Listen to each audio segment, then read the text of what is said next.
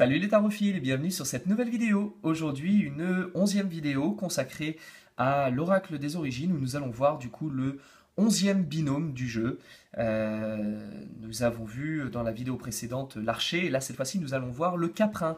Alors le caprin qui est associé dans l'astrologie traditionnelle au symbole, au signe du Capricorne, ce qui reste globalement la même chose, hein. Un caprin ou une chèvre ou un capricorne, ça reste voilà, toujours la bête à cornes.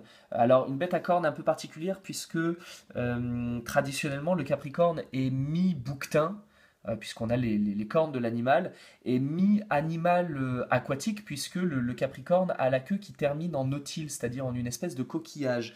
Cela provient simplement du dieu sumérien Enki, qui était à la fois un animal à cornes et en même temps aquatique, donc c'était une chèvre avec une espèce de queue de poisson, et donc que l'on retrouve en Égypte et que l'on retrouve évidemment dans notre astrologie traditionnelle. Alors du coup le caprin va être divisé en deux. On a d'abord le pied de caprin et ensuite les cornes du caprin. Alors, il faudra juste faire attention à ne pas se tromper entre les différentes cornes, parce qu'on a vu dans les vidéos précédentes qu'on avait les cornes du bélier, qu'on avait les cornes du taureau, et là cette fois-ci on a les cornes du caprin, et chaque corne n'a pas le même sens ni la même graphie, donc voilà, il faut rester assez vigilant. Alors le pied de caprin est une carte qui va nous parler de force, de puissance, d'implication physique, de mettre la main à la pâte, de se mobiliser, de se bouger, d'y aller. On veut du concret, donc on va le faire, on se donne à fond. Ça sera d'ailleurs pas surprenant de voir qu'elle est en association avec la carte de la force dans le tarot de Marseille. Nous avons dans son antagoniste, nous avons les cornes du caprin, qui là cette fois-ci vont nous parler non plus de faire et d'agir, mais plutôt de laisser venir à nous.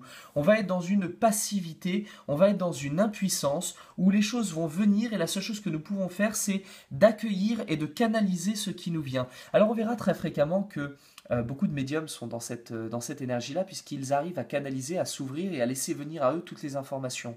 Ces informations viennent quand on arrête d'essayer de faire et quand on laisse venir à nous. Et en cela, les cornes de caprin nous permettront de réagir à ce qui se produit.